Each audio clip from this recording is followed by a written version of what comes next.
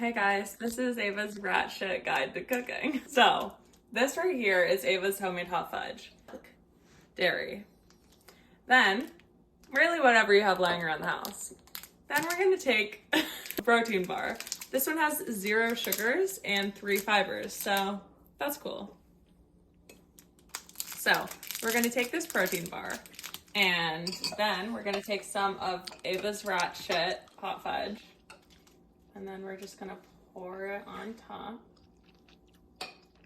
Now, this is nothing like chocolate chip cookie dough, but it is going to just be, let's try it.